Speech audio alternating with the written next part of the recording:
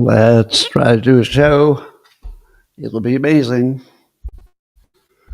Let me check the stocks. The S&P 500, it's up a little bit. Tesla is down a little bit, but it had a big run yesterday. And my nuclear stocks are up 7% today. Nice. Not bad. All right, let's get your comments going. And we'll have the show that you deserve. Really, it's the one you deserve. It's that good.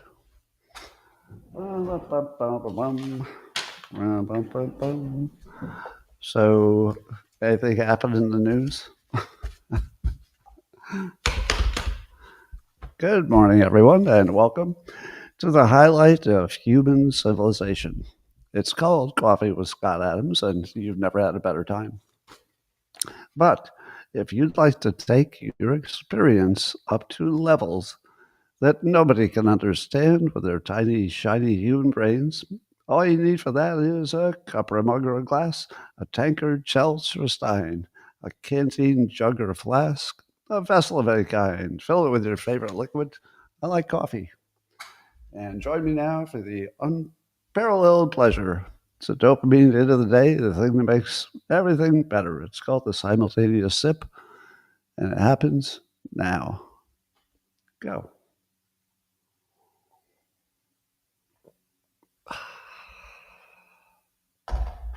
Oh, that was good. Good stuff. All right, well, you may have heard that the war between Israel and Iran might be over. There's a ceasefire declared. I'll tell you my favorite parts about that. I think my number one favorite part is that Trump has already branded it the 12-day war. Now, is that perfect or is that perfect? The 12-day war? The 12-day war is just such good branding that I think one of the reasons he was angry that both sides were cheating a little bit in the ceasefire is that it was turning it into a 13-day war. And that's really bad branding. Nobody wants to have a 13-day war. 12-day war? 12-day war? That sounds like you meant business and you got stuff done. So, yeah, that's a good brand. Well, as you know, Iran had to respond by firing 14 ballistic missiles at a U.S. base, but we were warned in advance, so there was no damage. All the missiles got shot down. Now I'm talking about, God, things are happening so fast. Was it yesterday morning? So I'm talking about Iran responding to the bombing of Fordow and the other nuclear sites. They had to do something, but they had this narrow little window of what was possible without making things worse. And so they did some kabuki theater pretend attack, and they warned the U.S. first through a cutter. And next thing you know, they're like, all right, we're good. We're good. Are you good? We're good. But then there was still a war between Israel and Iran. And apparently, Trump has brokered a ceasefire. Now, will it hold? Well, we'll talk about that. But J.D. Vance says, we have destroyed the Iranian nuclear program and 0 Americans have died. Now, if the ceasefire holds, and for at least the foreseeable future, Iran does not try in any visible way to recreate its threat to its neighbors, that might end the question of who was our best president of all time. It's going to put Trump right at the top of the best presidents of all time, right? If it holds. Now, anything could happen, maybe things go wrong. But at the moment, it's probably one of the most impressive acts of presidenting you'll ever see in your life. And I don't know if there were better presidents before I was born when the media was different. I don't know. But wow, am I impressed. We'll talk about that. So just Monday, that was yesterday, Israel was still attacking some of the symbols of the Iranian regime. They blew the front gate off the Evin prison where the dissidents were being held. I don't know if anything got down. So that would release the anti-regime people if it worked, and I don't know about that. They struck the Revolutionary Guard units. This is all before the ceasefire. And some other place that was involved with Iranian regime security. So it looked like Israel was doing its best to maybe create a situation for regime change without being too directly involved on the ground, because it was just bombs falling from the air. I don't know if that would have worked, but I doubt it. I doubt it would have been enough for a regime change. But then Trump, on Sunday, he teased the idea of a regime change, but he didn't say America would do it or Israel. He just said, quote, "It's not politically correct to use the term regime change, but if the current Iranian regime is unable to make Iran great again, why wouldn't there be a regime change?" Now, that was very clever, because if you're in Iran and you see the president of the United States, who just dropped 12 bombs through 6 holes, which is really impressive that your military can pull that off, and 14 bunker busters in total. And then you see that same guy talking about regime change, even if he's just sort of talking around the edges of it. How does that make you feel? It makes you feel like he could wake up in 5 minutes and just say, "Do we have one more of those bunker busters? Because we know where the supreme leader is." And probably we do. We probably know exactly where he is. So, did that make a difference? It might have. It might have made a difference. So, if you're doing a persuasion filter on this, the persuasion filter, this is brilliant. It's brilliant to say that regime change is in the offing, like it's one of the options, but without saying that you would be part of it. Knowing that we could be part of it. So I think that might have been one of the most important parts of getting to the ceasefire. Maybe that Trump kept in play the idea that regime change, I'm not saying I'd do it. I'm not saying we should do it. I'm just saying that why wouldn't it happen? I mean, it'd be good for Iran, wouldn't it? So that was probably just perfect for the time and the place and the person and the situation. Perfect. Now, apparently, Iran never really had much of a option for mining the Straits of Hormuz or closing that off, because they would have destroyed their own economy, and the U.S. and Israel would probably go, ah.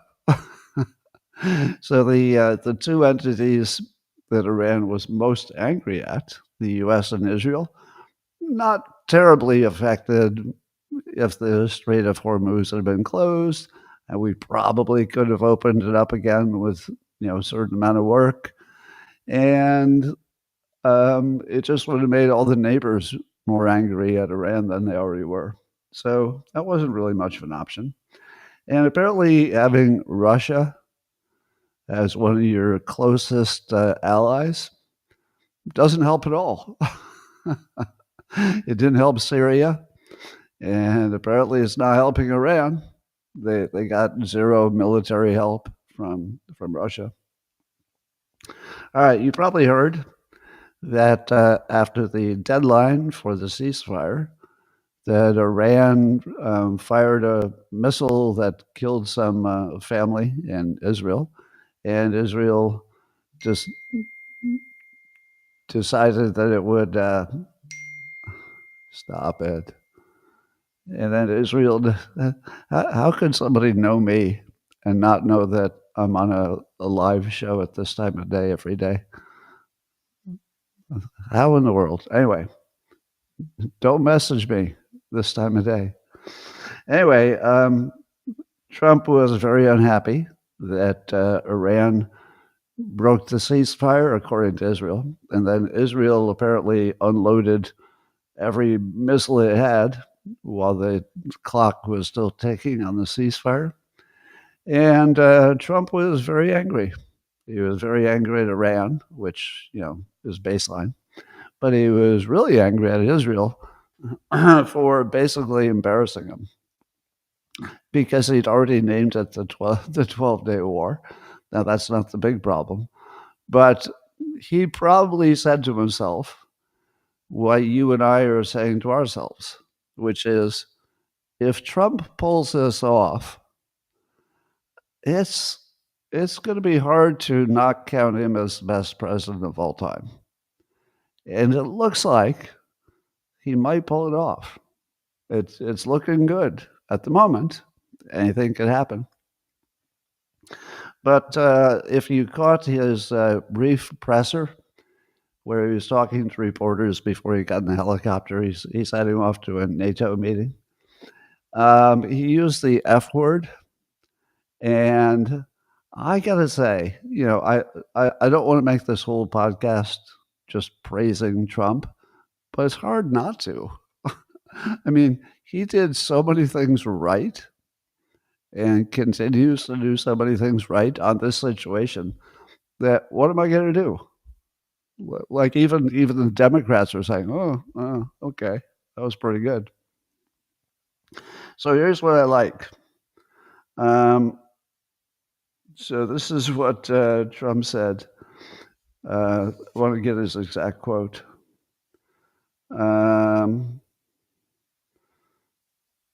Well, he just said he dropped the F-bomb. For some reason, I didn't write it down. But he said that the two countries have been fighting so long that they don't know what the fuck they're doing. And he used the actual F word on a live interview before he got in his helicopter. Now, if you were, I think that message was more to Israel than it was to Iran. But, because Iran seemed to be signaling that they really did want a ceasefire. And why wouldn't they, really? It would make sense that they would want one. But Israel, may have been a little, maybe they had not achieved all of their goals. Israel might want to continue taking out the ballistic missile manufacturing. I don't know if there's any left, but they had a sub goal of making sure that Iran didn't have the ballistic missile capability either. And then we speculate, but it was not directly said, that Israel might really want a regime change. And their recent bombing would suggest that they were kind of interested in that. So Trump's in this situation where everybody wonders, hey, is Israel wagging the dog here? Now, let's see, are they the tail wagging the dog? Is that the right use? How many times have you said to yourself, hey, it looks like Israel is, sort of manipulating our government? It's one of the most common things you say, right? At least in social media. Oh, AIPAC is controlling our government and Trump is just doing what Israel wants. Well, here was a situation where maybe Israel wanted to go a little bit longer and get a little bit more done? Maybe. We don't know. And it looks like Trump was saying, if you do this, you're going to snatch away from me one of the greatest accomplishments of any president ever. And just imagine those two possibilities. One, the greatest president ever pulling off the Kobayashi Maru, the impossible ceasefire. Maybe. The other possibility was that Israel would embarrass him in public, and that would be his brand forever. That Israel pushed him around and he was just a puppet to Israel. Those were his two possibilities. And when he said to the press that they've been fighting so long they don't know what the fuck they're doing, and that it was reported that he had what is being described as a firm phone call with Netanyahu, do you think he used any F words when he was talking to Netanyahu? Oh, I'll bet he did. I'll bet he did. And he's really good at knowing when to drop the F word. So Trump was put in a situation where he could be forever one of the greatest presidents doing one of the most impressive things you've ever seen any president ever do. Or he could be turned into a chump by Netanyahu. So how would you like to be Netanyahu and be on the other end of that conversation? You would not. You would not. So I'm pretty sure that Trump, made sure that Israel knew that there would be a price. And I don't know what that price would be, but I'm sure he suggested that there would be a price, and not a price that Netanyahu would want to pay. So at the moment, and things are changing by the minute, but has the firing of missiles and bombs stopped? Can anybody confirm to me in the comments? I think it might be, maybe it's not nighttime, so maybe there wouldn't be any missiles anyway. I don't know what time it is over there. Anyway, so here's my take on Israel influencing America versus America influencing Israel. I feel like it's more of a sibling situation, meaning that, yes, it's true that AIPAC has a big influence on American policy about Israel. It's all, overt, it's transparent, it's legal. We can talk about every element of it. There's no surprises there. But it's also true, and I think we're seeing it in spades here, is that the United States has so much to offer in terms of being an ally of Israel that sometimes we're going to insist on stuff, and Israel's going to say, that's not the fight I want to fight. This is probably one of those.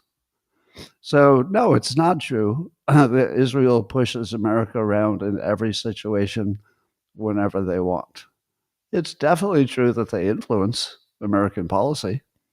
And it's definitely true that you just watched Trump very much influence Israeli military and political policy right there. So it's a two-way street. So more like siblings. You can influence your sibling can influence you. Nobody thinks there's a problem with that. So maybe it's not as bad as we imagine it to be. It works both ways.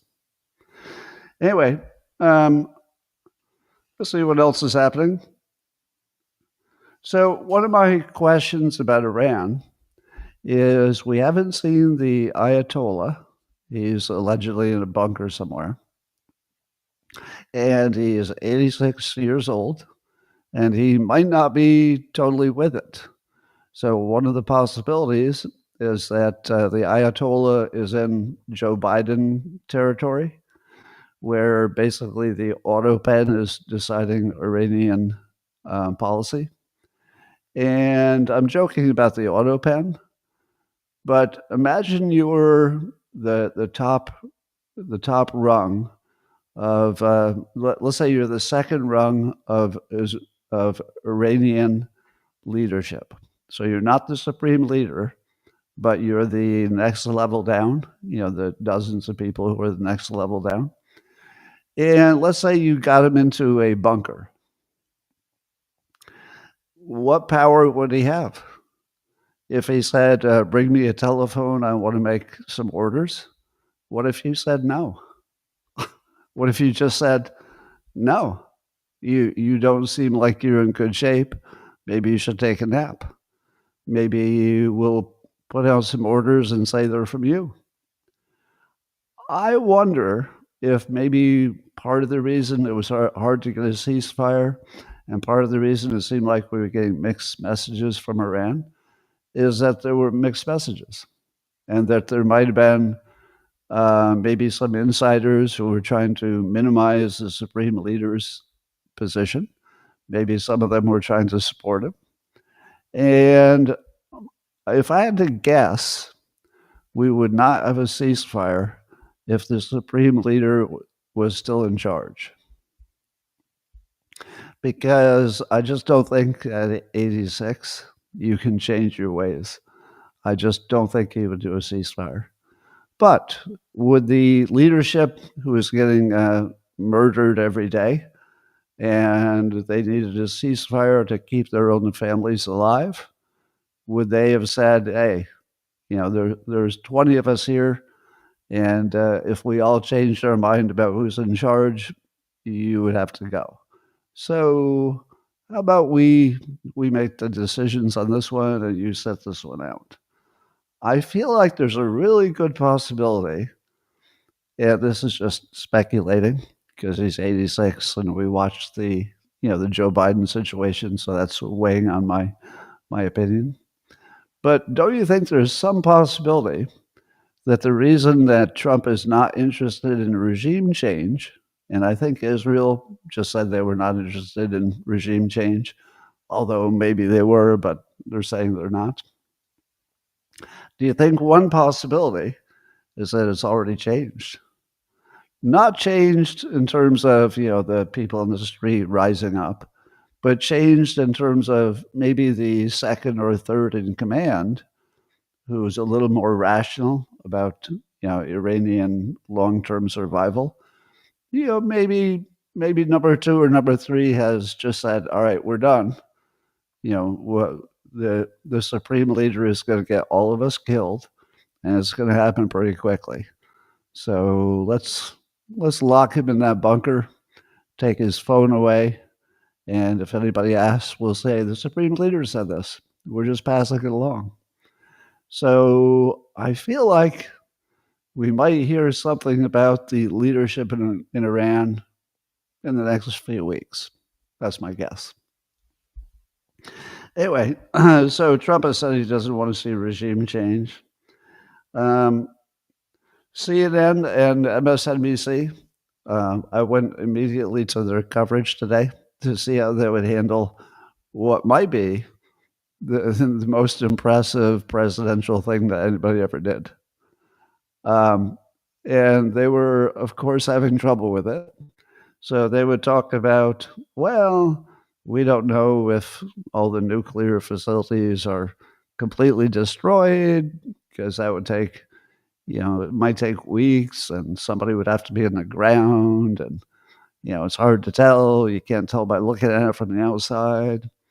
And you don't know if they moved anything. Maybe they relocated some stuff.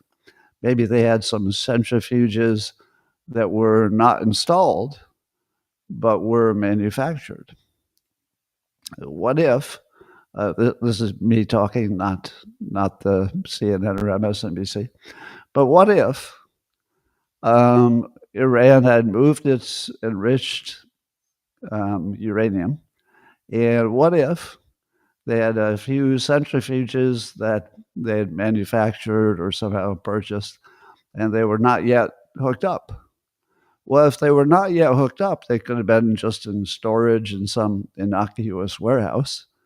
And then whenever they wanted to reinstitute their nuclear program, all they'd have to do was say, how about a ceasefire?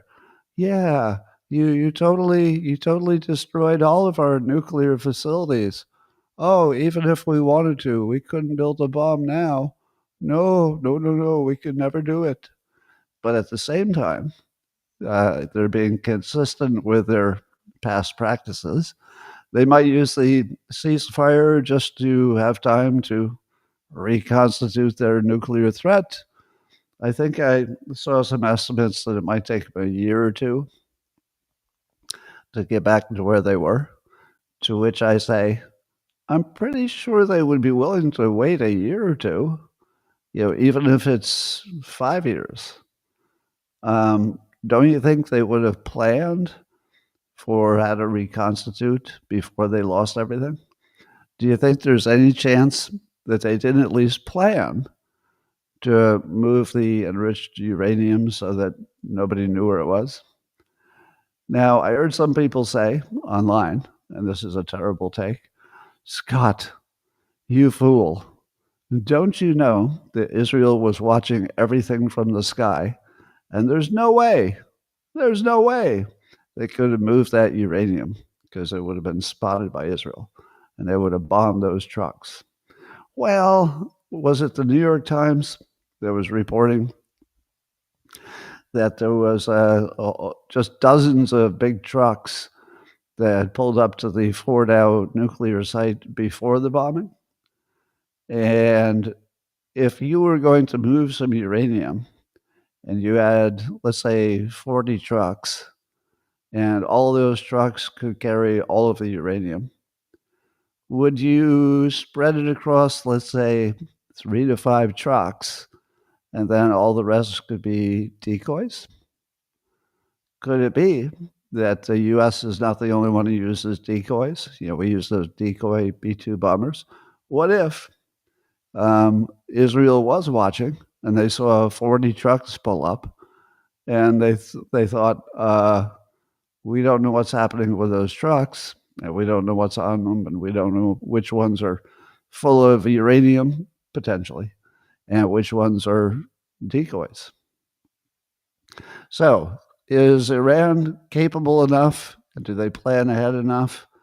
Are they motivated enough that they would have had a plan to save their program to make it easier to reconstitute? Well, of course. Of course they are. Now, I don't know if they did, but yes, they are capable enough and smart enough, and it would be consistent with everything we've watched that they would have put some amount of effort into protecting what they had in a way that would make it easy to reconstitute. Now, some people said, "Oh, you'll never move those enrichment facilities because once they're installed, it'd just be too hard to rip them down and move them." But remember, if they had those in the first place, it means they know how to get them or make them. And so maybe they had a few extra laying around that had never been installed. You don't know. So I ask you this question: who benefits the most from a ceasefire? Israel probably wanted to go a little bit longer, even though they said 2 weeks. So it would have been good if they stuck to 2 weeks, but they might have wanted to do a little extra. The U.S. were better off with a ceasefire unless Iran, rebuilds its offensive capabilities. But Iran is the one who wins the hardest, right? Because they stop the immediate bleeding, and they still have a full possibility, which they may not pursue, to rebuild their facilities. Now, Trump has said there's no way that they're going to rebuild their facilities. Things are completely demolished. I do think that maybe the fact that we acted so effectively against what they had, and the fact that Israel has penetrated their spies have penetrated Iran so effectively that we would know if they plan to reconstitute. So it's very much in leadership. In other words, the second or third in command might actually be in command. We just don't know it yet. And we might have found somebody who said, you know what, none of that worked. None of that building a nuclear deterrent worked. It was terrible. You know what? None of our proxies turned out well. They all just got destroyed by Israel. And you know what? Their spies are so good that we can't make a move without them knowing it.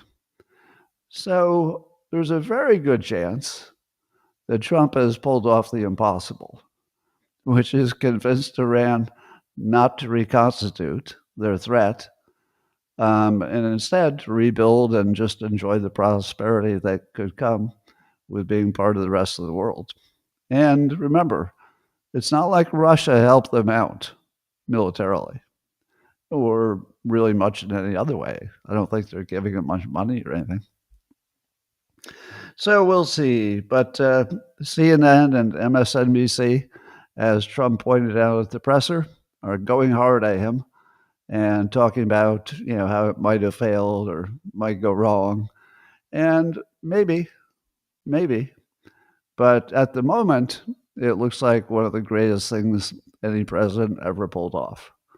And I don't know if you could win the Nobel Peace Prize if you ended a war by bombing the other side really, really good. I don't think it works that way, right?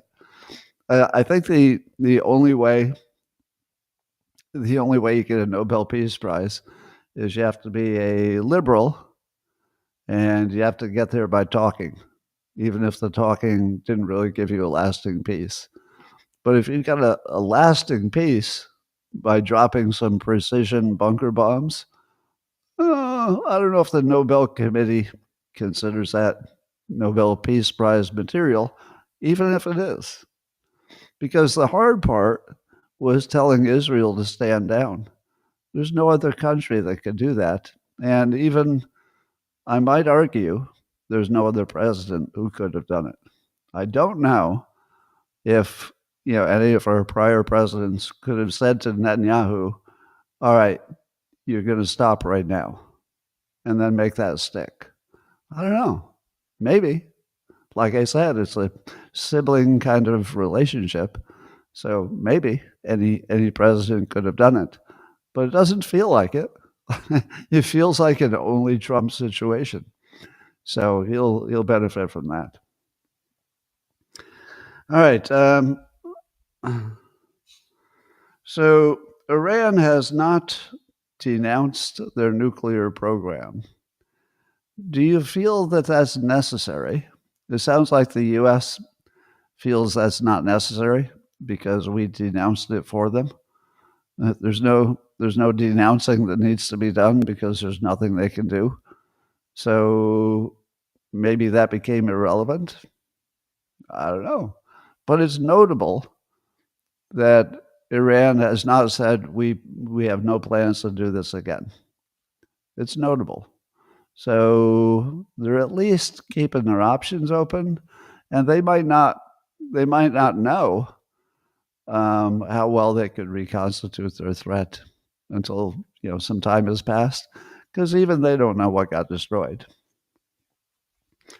So so Trump said in a Truth Social, Iran will never rebuild their nuclear facilities. Maybe. There's a very good chance he's right about it. Oh, here's the exact quote. Israel and Iran have been fighting so long they don't know what the fuck they're doing. God, I love that. That's the Trump I love. I love where it's not that he swears. It's that when he does, it is so well chosen. Even when he would do it at rallies, every now and then he'd drop a S-bomb or an F-bomb. He swears so persuasively, perfectly. That was exactly the right time for an F-bomb. So his F-bombs are as good as his bunker buster bombs. All right. So let's check my predictions, shall we? Back on June 14th, I made several predictions. two of which Trump totally ruined by his amazingly, surprisingly great work. So here are my predictions. Number one, I said there will be no organic popular uprising that removes Iran's leaders. That one was right. So I made four predictions. It looks like I got 2 out of 4 right. So there was no popular uprising. And that was based on the fact that you don't get a popular uprising when you're being bombed. Now, maybe at some point in the future, I don't know. But at least I was right about that. I said that Iran will not return to the negotiating table and give up its nuclear ambitions and mean it. So even if they did say they would negotiate, that they wouldn't mean it. Now, they did not. So technically, is that prediction correct? They did not, and still haven't. They still haven't said we give up on our nuclear ambitions. So I think I would give myself the win on that one. So that's 2 correct. Here's what I got wrong. I said Israel will not stop attacking until they have achieved everything they want. Did they? Well, I don't think they achieved everything they wanted because they might have wanted a little bit of regime change. We'll never know. I mean, they say they were not aiming for regime change, but governments say things. But privately, did they want a little bit of regime change? Their bombing in the final days looked like they were bombing specifically to try to make it more likely that there would be a popular uprising and regime change. So I don't think they got everything they wanted. And I don't think that they destroyed, I don't know this for sure, but I don't think Israel destroyed all of the ballistic missile making capabilities or their stockpiles. Maybe they did, or maybe they got enough of them that they feel comfortable now. But I would say that Israel did because of Trump. I think they did do a ceasefire that maybe was just short, not that short, but just short of maybe everything they wanted. Would you agree? Is that fair? So I would say I was wrong about that because Israel got very close to everything they wanted, but maybe just short. So I'm going to say I was wrong about that one. And I said that my fourth prediction is that Israel will not be done in 2 weeks. 12 days. So if I wanted to be a jerk, I'd say, I told you they wouldn't be done in 2 weeks. They were done in 12 days. But I won't be that jerk, not today. So I'll just say, wow, it looks like Israel is going to be done in 2 weeks. So I would have said 2 months minimum. Now, is it possible that there could be some more firing coming up soon? Well, I'll tell you what. Even if Israel takes another hit from more Iranian missiles, Trump is going to be on the phone with Netanyahu in about 2 seconds saying, did that Iranian missile, kill anybody? Well, maybe yes. But you're going to stand down. So I feel like Trump can keep Israel from continuing, even if they wanted to. And we don't know if they wanted to because it was an expensive, operation. So I'm pretty sure that Israel is also happy that they're not spending more money on that. So, meanwhile, Iran is. I saw this on Mario Nawfal post, but one source says that Iran is going to throw a victory party in Tehran. And the victory would be that they, survived the war and got Israel to back down. So they're going to spin it in some way that makes it look like something good happened on their end. That's probably a good sign. Now, I don't know if this is true because I saw it from one source I'd never heard of. But If they do, if they do have a victory celebration, that would really suggest that they mean to, honor the ceasefire, because you don't have a victory celebration about something that's going to keep going. So that might be good news. And let's talk about all the disunity in the Trump supporting world, the MAGA people. As you know, there were a number of notable personalities who were very anti war and anti US being involved directly. So Tucker Carlson, comic Dave Smith, Marjorie Taylor Greene, Steve Bannon, they are some of the strongest Trump supporters in general. But they had some legitimate complaints, and they had some legitimate criticisms. And here's my take. I feel like it's time to get the band back together. It's sort of like, well, the band broke up for a little bit so they could argue with each other about what song to put on the album. But now it's time to put the band back together. So I saw comic Dave Smith do a post on X that I can't paraphrase it, but essentially he was giving Trump credit for what looks like a speedy end to the conflict. And I expect the other people who had been doubting the wisdom of getting involved, I suspect that they will all come around to the point of view of, well, there was a risk, and we did not necessarily trust that Trump could get this done, but damn it, he did. So it's time to get the band back together. If you're going to spend even 1 minute saying that other Trump supporters are pieces of crap and they got everything wrong, you're going to be like the vaccination people. Don't be like the vaccination people. Let it go. Just let it go. He did the impossible. You didn't expect it.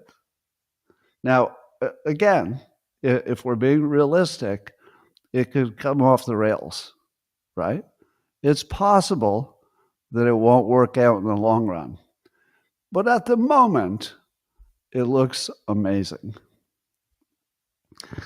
And I think I wouldn't waste 1 minute saying, oh, Tucker Carlson, you were so wrong and evil and anti-MAGA.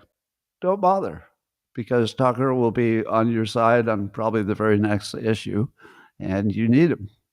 Steve Bannon, one of the smartest people in all the media landscape. Was he wrong? Don't know. One of the things I always say is that when people make a prediction that's statistically based and things go the other way, that doesn't make them wrong. Let me say that again.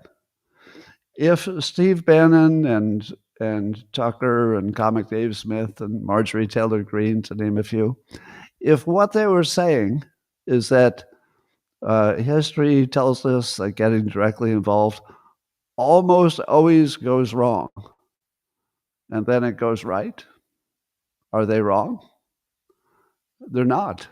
They're not wrong. They did not predict the right outcome, but they're not wrong. If they say every time we do this, it goes bad, that's true. If Trump is the first person who can Kobayashi Maru the situation and make direct military involvement go right, well, that's the unexpected, low percentage bet. If you said to yourself, I trust Trump so much that I think he can defy all of history and do the Kobayashi Maru. If you're new to this, that's a Star Trek reference to doing the impossible, the Kobayashi Maru. It's an intentionally impossible situation that Captain Kirk still made work. They're not wrong. So don't throw them under the bus. What we needed was really strong critics. Because every time the US says, should we get directly involved in a war? Do you want everybody to line up and behind the commander in chief every time? Even if they're big fans of the commander in chief? Do you want them automatically to say, yeah, let's drop some bombs. Let's get involved? I don't. I do not. I would say that the critics, they were kind of like the what sharpened the knife. Do you think it made Trump try harder because the power and credibility of the critics? I think it did. Did it sharpen our ability to understand the entire risks so that when we got into it, we knew what we were getting into? Yes. So if you're saying to yourself, these MAGA people, I will push them off to the garbage dump for being wrong about this. Yeah, I think that's the wrong take. The right frame is that every single time the US wants to drop some bombs or get militarily involved, you want critics. You want strong critics. You want strong critics who used to be your best friend on everything else. That's what we need. So I would ask you to just be a little bit magnanimous about the fact that having people on both sides of an issue that important, very important, very useful. So, patriots. All right. Trump is mad at Thomas Massey for getting everything wrong, according to Trump. So he wants to oust Massey because I think Massey doesn't like the big, beautiful bill, and he was against Trump having the control to do the military action without Congress. And so Trump vows to oust Massey in the next Republican primary. All right, my take on Massey, which you've heard before, similar to my take on the other critics, is I love the fact that there's a Thomas Massey. Because although he does look like he's an impediment to Trump doing everything he wants, there are just enough Republicans where things will still go Trump's way, but you can hear the other side. I like that. I like the fact that he's a principled and consistent. He's principled and consistent in what he's pushing for. Now, there are times I disagree with him, and that's okay, because you need a Massey. So I can see why Trump doesn't love it, because it makes Trump's job much harder, because Massey is very effective at getting attention, and his views are principled. But at the same time, I love that he exists. So he's a good voice of reason. And if Trump can't overcome that voice of reason to get what he wants, well, I would say that that's a bar that's not too high. He can overcome it if the reason is good enough, and his instinct, suggests he should. Lindsey Graham, he was pushing for regime change, but I guess he's not now. He said on Hannity, he said, let's put this in context. In a few hours, Donald Trump reversed the damage done to America by Biden's withdrawal from Afghanistan. Well, is that going too far? Do you think the military's massive failure in withdrawing from Afghanistan, which we would call Biden's failure, do you think that the massively successful bombing kind of neutralizes that? A little bit. It's not the thing that I would have focused on. It's not the thing that I would have said, oh, let's talk about how this makes the Afghanistan thing go away. That wouldn't be where my interest was. But yeah, a little bit. Then Representative Hakeem Jeffries, He's still on this point. He says the use of military force, which is offensive in nature, must be approved by the House and the Senate. That's according to the Constitution. It's not optional, Donald. It's not. How many voters give a shit about that? You know, one of the things I say all the time is that success fixes everything. So we've got this weird situation where Congress doesn't seem to be as involved as they should, according to our system. When a president, whether it's Trump or prior presidents, get involved in military action. Now, if the military action had failed spectacularly, then probably a lot of people would listen to Hakeem Jeffries' opinion and said, you know, if the Congress had been involved, maybe we could have avoided this problem. But it didn't go that way. Instead, it looks like a massive success for Trump and the military.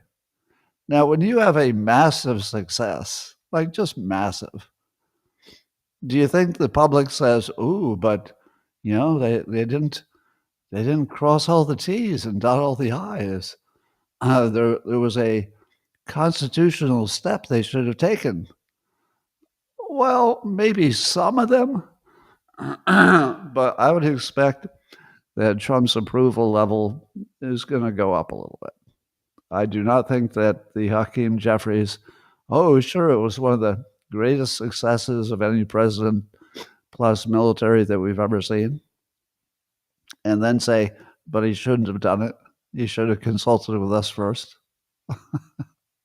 The Democrats are just so consistent at finding the only thing that nobody gives a shit about and turning that into their main issue. And let's see what else the Democrats are doing that's funny. So Rosie O'Donnell, who's at her hideaway in Ireland, she, according to Breitbart, she's promoting a recount of Trump's victory over Harris in 2024. What could be better? I can't think of anything that would be better for Republicans than for famous Democrats to be questioning the integrity of our elections. I feel like Hakeem Jeffries, is going to want to fly over to Ireland and start slapping Rosie O'Donnell and just say, "Shut up, shut up," because you can't suggest that Trump stole the election in 2024 without simultaneously saying our elections are vulnerable. So good luck, Rosie. Trump says that oil prices have dropped, which I imagine they have because the risk is now lower. So Trump's got lower oil prices. He's got the victory of all victories if it holds. And Polymarket says that the odds of Trump getting a Nobel Peace Prize have surged to a new record high of 10%. It's only 10%. I saw a post on X by a user called Chevereshtus, who points out that the bombing of Iran's nuclear sites did not create a single protest in Saudi Arabia, Turkey, UAE, Qatar, Iraq, Jordan, Lebanon, Syria, Kuwait, Oman, Bahrain, Yemen, and most importantly, in Iran itself. So how close is Trump to improving the Abraham Accords to get Saudi Arabia and everybody else in there? Really close. Because what you don't realize, because we're focusing on the bombs, the ceasefire, if it holds, is going to make it possible for the Abraham Accords, which already have some of the Middle East countries involved. It's going to allow the rest of them to join, because it's going to look like Iran, which was always the fly in the ointment, it looks like it's been neutralized, at least for now. So there is a part two of this victory that's as big as this. And it's not guaranteed, but it's pretty close to being guaranteed. I would say that Saudi Arabia has probably already decided to, join the Abraham Accords, and they're waiting for the right moment and the right way to do it. And whether you think this is good or bad, Gaza has been largely forgotten. Now, I don't want to minimize the tragedy and the death and despair that's going on there, but our attention has been completely diverted, and that's good for Israel for doing what it wants to do in Gaza. I don't know if the Gaza situation will prevent the Abraham Accords from growing to their next obvious level. It might, but at the same time, it looks like the Iranian situation is bigger. And I've got a feeling that something good is going to happen really soon with the Abraham Accords. We'll see. Meanwhile, Trump is over at going to NATO. He might be there already. No, probably not there already, but close. And he's set to meet with Zelensky of Ukraine.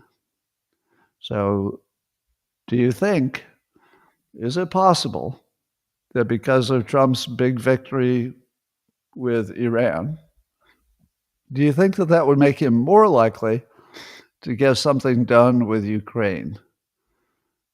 There's no reason it should, right? They're completely unconnected things. But sometimes psychology is a real lever.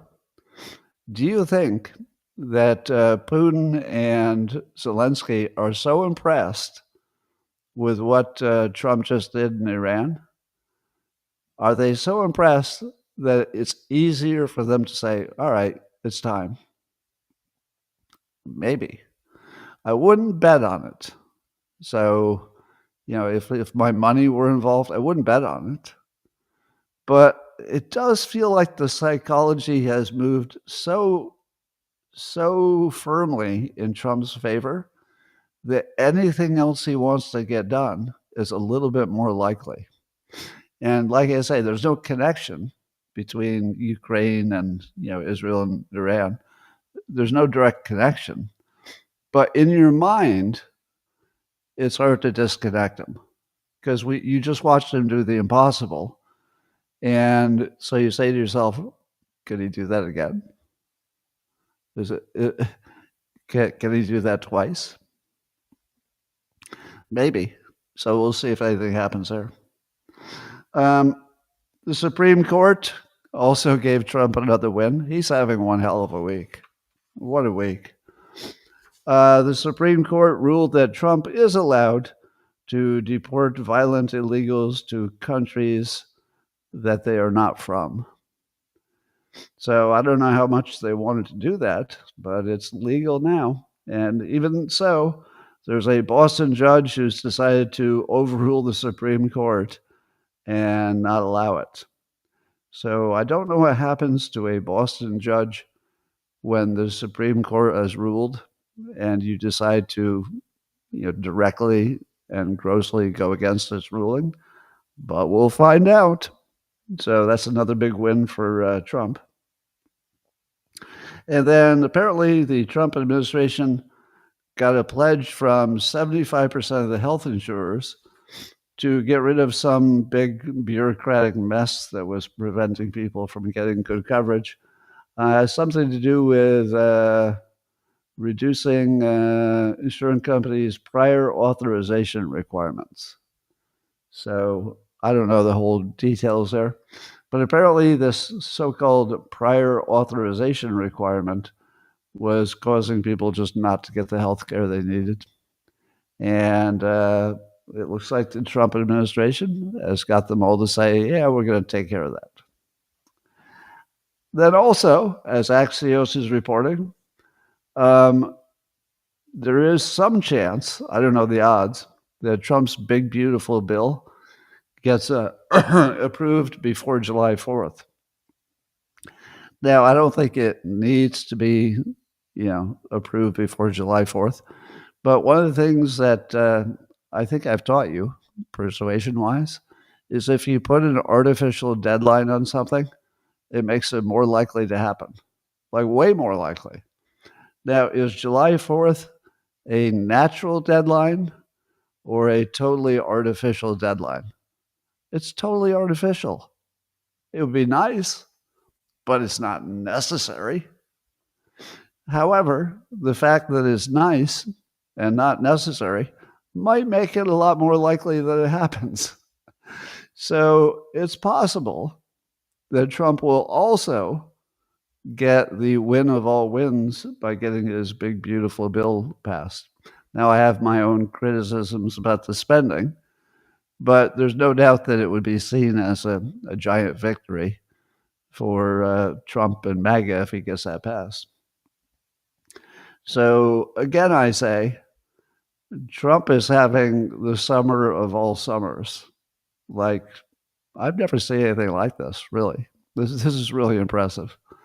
So we'll see if he keeps up the wins. I hadn't talked about this before because I thought it was too much of a local story in New York.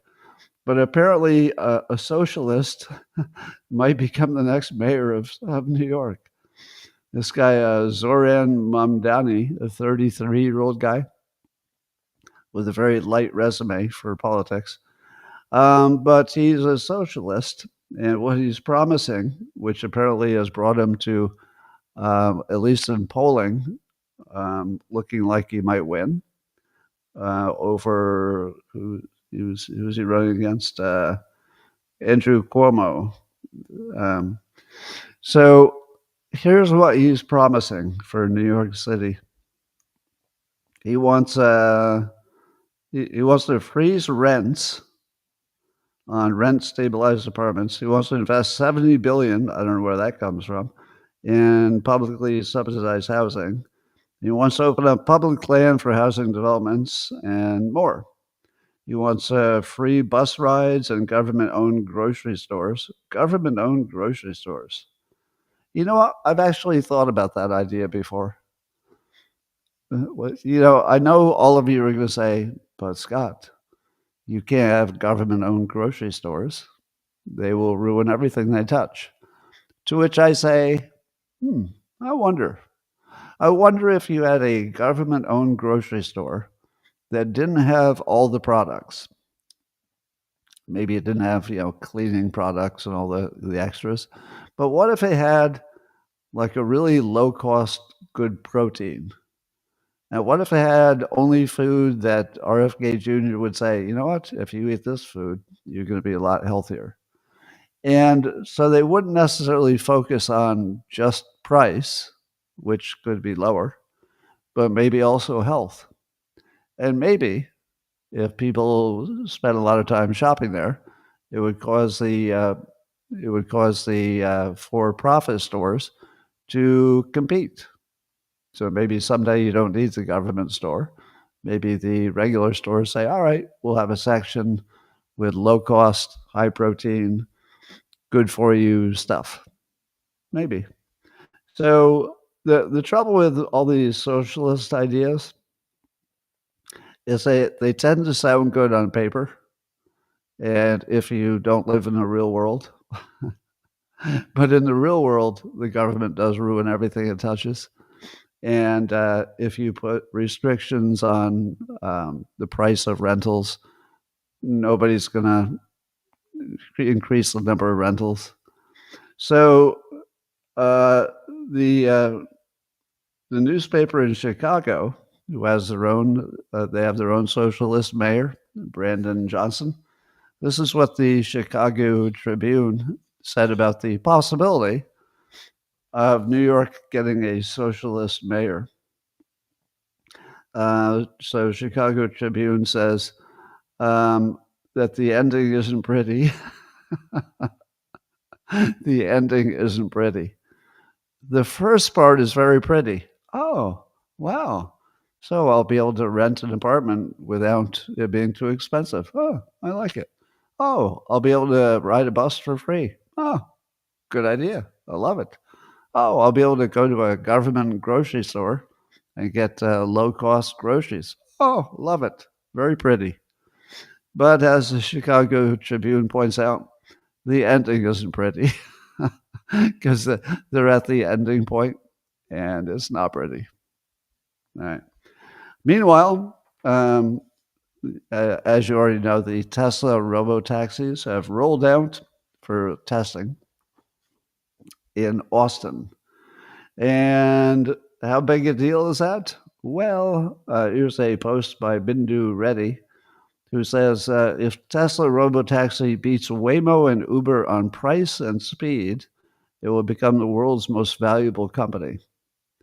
So Tesla is on the cusp of being the world's most valuable company. That's before robots. Let me say that again. Tesla is on the verge of becoming the most valuable company in the world before they've even rolled out a robot. And the robot business could be bigger than anything they've ever done. Now, I should tell you that I do own Tesla stock, so I'm not unbiased at all. But watching Elon Musk make all the right moves on the biggest stuff,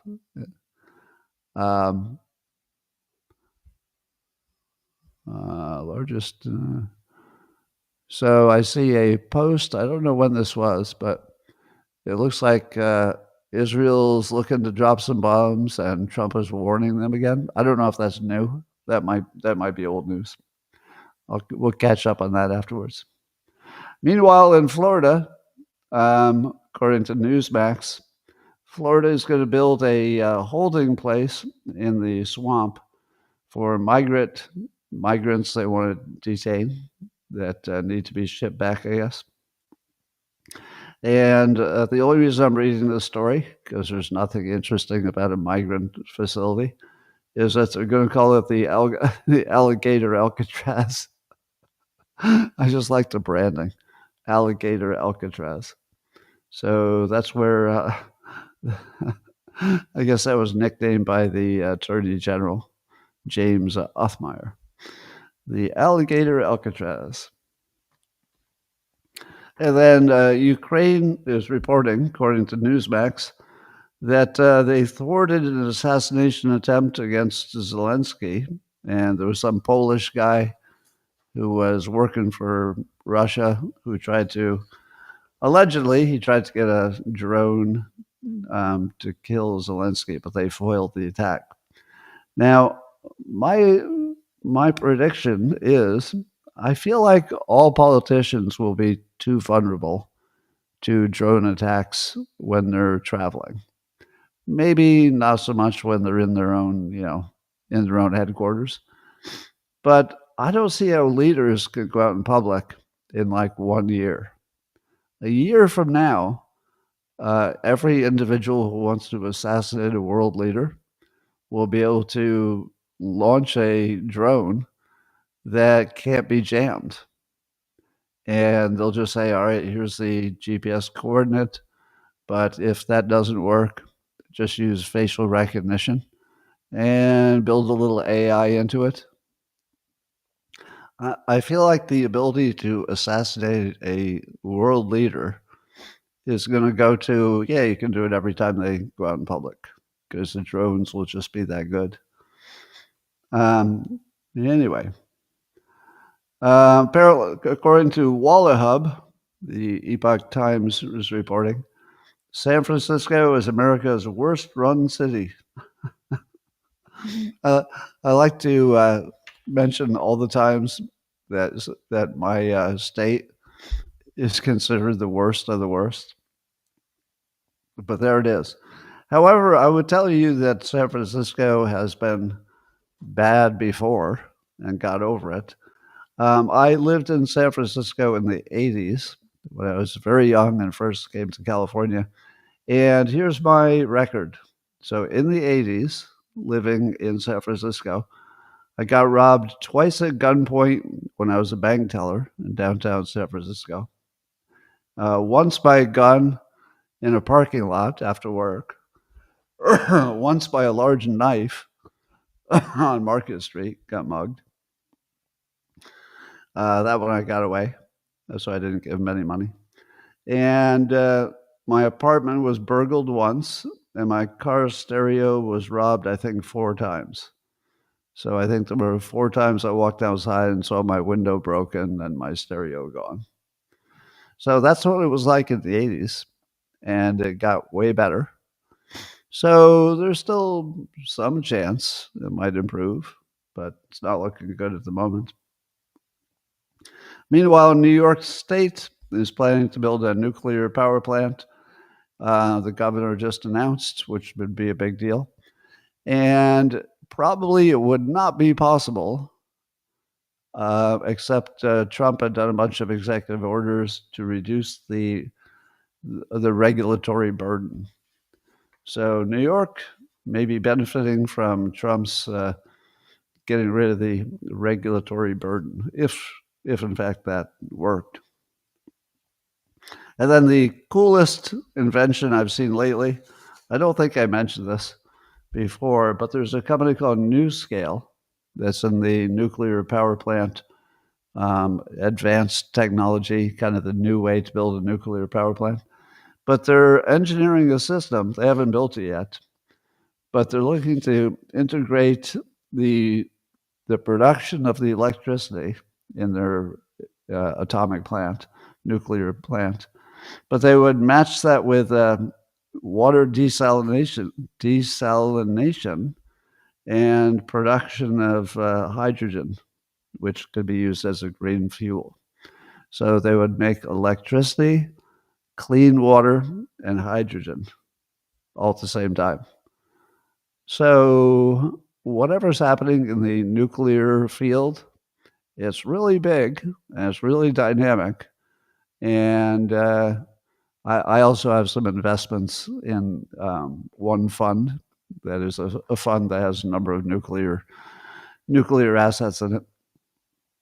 So I'm not objective, but I think it's a safe bet that the nuclear industry is going to get a lot bigger. It just feels like there's no way to stop that. All right, ladies and gentlemen, that's all I have for today. It's another wonderful day. We'll follow the news and find out if Trump's victory is holding. There will, of course, be challenges to it. I would not be surprised if there are some breaks in the ceasefire, but I think there's a good chance that Trump will be able to hold it all together. So we'll see. All right, I'm going to talk to the beloved local subscribers privately, and the rest of you, thanks for joining. I will see you same time tomorrow. All right, locals coming at you privately.